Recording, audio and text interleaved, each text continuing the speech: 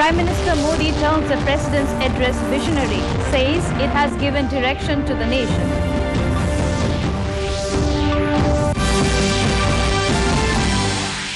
Union Minister Anurag Thakur launches Y20 white papers. First Y20 inception meet ends in Guwahati.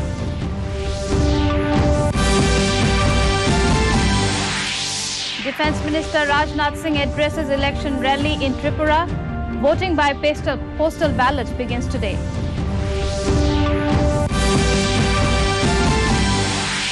Longkla East MLA elected as Deputy Speaker of Mizoram Legislative Assembly budget session.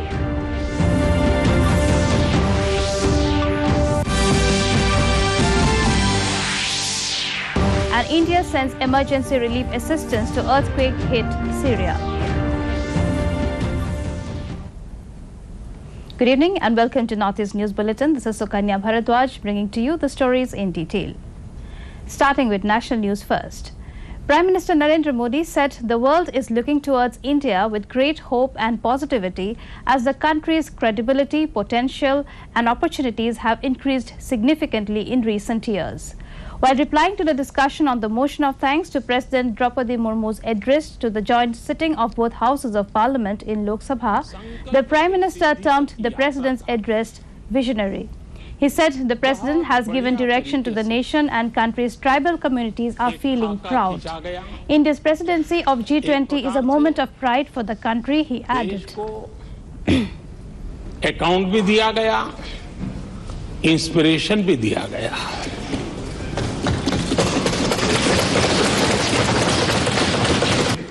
मैं चर्चा में शामिल सभी माननीय सदस्यों का हृदय से आभार व्यक्त करता हूं,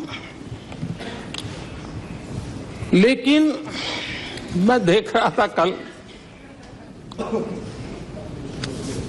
कुछ लोगों के भाषण के बाद पूरा ecosystem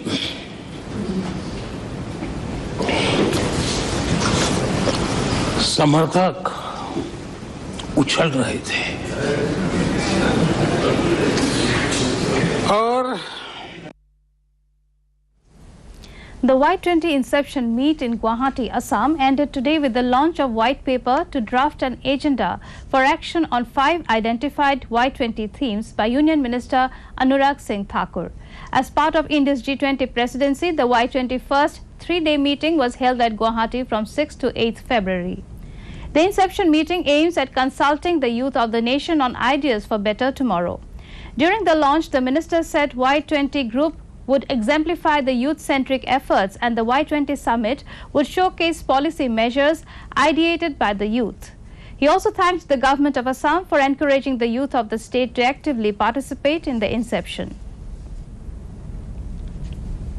Capturing the enthusiasm of youth, the Y20 forum will be crucial as we discuss the modalities and mechanism for developing well-crafted policy recommendations by the youth representatives for relevant G20, Y20 priority agenda. This Youth20 forum for future young leaders from all the G20 member countries hold great importance as the youth are in the league to shape the future and lead the coming generations towards a just, equitable and progressive world. I stand by the Y20 inception meeting that ended successfully today has drawn tremendous appreciation from especially the foreign delegates. Speaking to the media, the foreign delegates said the event was successfully concluded and it was designed to deliberate on the issues related to peace building and reconciliation, climate change, health and education that needs to be addressed at the earliest. The inception meeting here in Guwahati has ended with the launch of white paper, and I have with me some foreign delegates. Let's talk to them and find out about their experience and what do they gather from this meeting and what are they taking back to their country. I have Raquel, she is from Brazil. Raquel, what do you take here? What do you take to Brazil from here? Yes, for me the most important point was that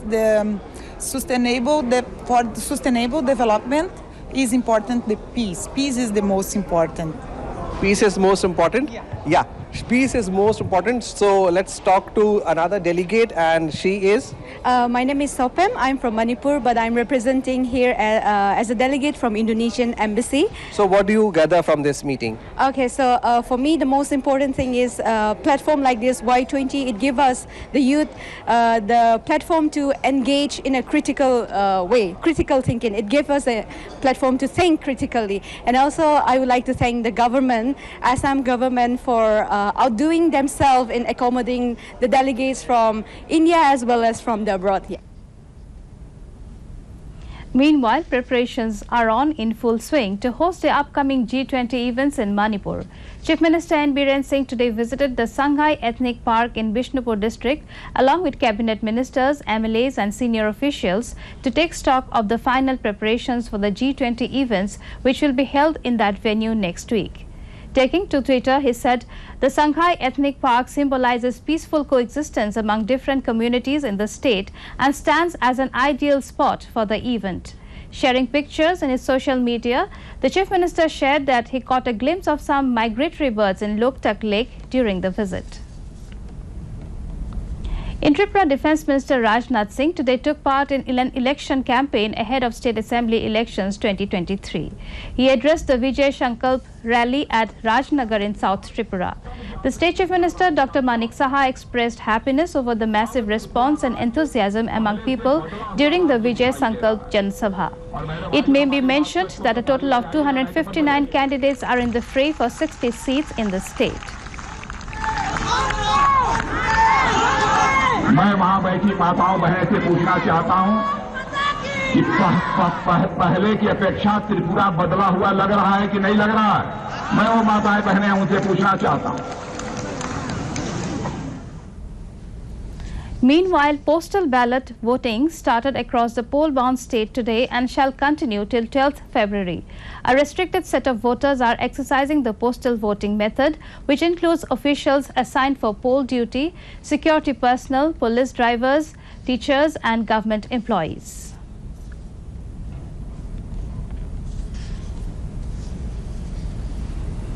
On the other hand, scrutiny of the nomination papers for the assembly elections in Meghalaya and Nagaland is underway.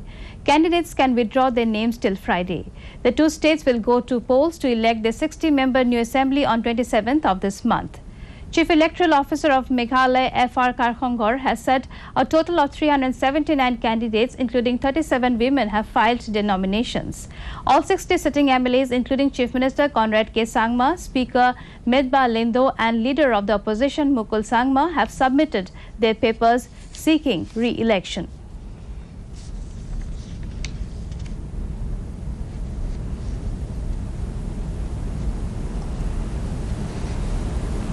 In the 11th session of the Mizoram Legislative Assembly today, Longtlai East MLA H. Vyagzova was elected as a Deputy Speaker.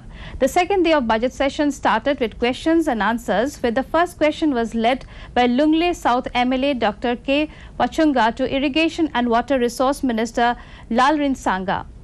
Meanwhile, Speaker Lalinyana Silo briefed the Assembly on the deaths of 3 former MLAs.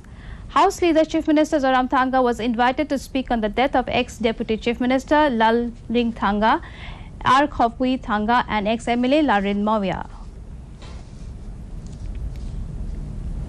In Manipur, Chief Minister Biren Singh today met the village heads and representatives of the Chandal Anil community. He exchanged views and ideas on the welfare of the people. He expressed hope that the people of Chandal district shall experience sustainable development as the state government is working towards making Manipur a developed state.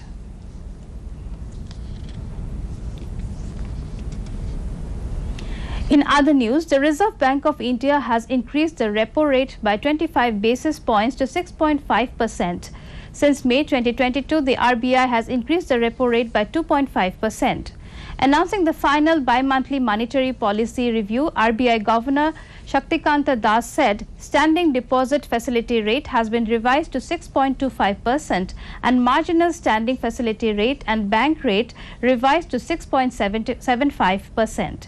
He observed that government's enhanced thrust on capital expenditure and infrastructure in budget 2023 should support economic activity in the coming year. Standing facility, that is the MSF rate and the bank rate, to 6.75%. The real GDP growth for 2023-24 is projected at 6.4%. I repeat, the real GDP growth for 2023-24, that's for the next financial year, is projected at 6.4%, with Q1 at 7.8%, Q2 at 6.2%, Q3 at 6%, and Q4 at 5.8%. The risks are evenly balanced. The relief material, equipment and personnel sent by India as humanitarian assistance has reached Turkey and Syria. Minister for External Affairs Dr. S. Jaishankar in a tweet said 2 Indian Air Force aircrafts carrying and field hospital for a 30-bedded medical facility have reached Adana in Turkey. Meanwhile, the emergency relief assistance sent by India to Syria was handed over to the Deputy Minister of Local Administration and Environment of Syria, Mohtaz Douaji, at Damascus Airport. The relief material sent includes self-contained search and rescue units of NDRF numbering over 100 personnel with the equipments, T-vehicles and dog squads. In sports news, the first test of the 4-match Test cricket series between India and Australia will be played in Nagpur from tomorrow. Rohit Sharma-led Indian team will go against Australia led by Pat Cummins in the match to be played at the Vidarbha Cricket Association Stadium. The match will begin at 9:30 a.m. Indian players were seen practicing hard ahead of the match. Speaking to media, Vice Captain KL Rahul expressed confidence that the Indian team will get a great performance in the series. Obviously, we've worked on is playing spin, and we know the pitches, how the pitches are going to be here in India and what to expect. So, keeping that. Bollywood actor Arjun Rampal visited Mechuka in Shiyomi district of Arunachal Pradesh to attend the traditional 3-day Sonam Loshar festival, which concluded on Tuesday. While talking to media, Rampal said he was mesmerized by the scenic beauty of Mechuka, which has become a sought-after destination in Arunachal Pradesh for national and international tourists. State Home Minister Babang Felix, along with State Assembly Speaker and local MLA Pasang Dorji Sona, were also present as special distinguished guests on the occasion. Rituals were performed by the monks and lamas, and traditional dances performances were displayed by various cultural troops during the festival.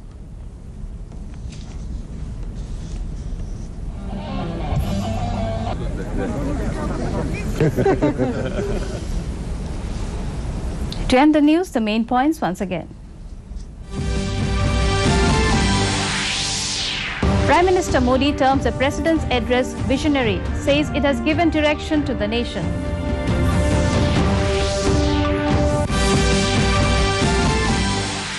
Union Minister Anurag Thakur launches Y20 white papers.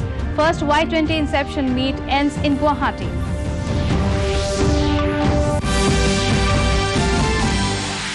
Defence Minister Rajnath Singh addresses election rally in Tripura. Voting by postal ballot begins today.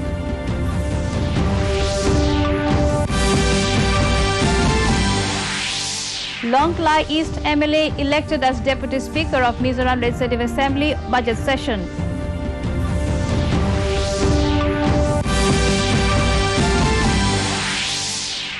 And India sends emergency relief assistance to earthquake-hit Syria.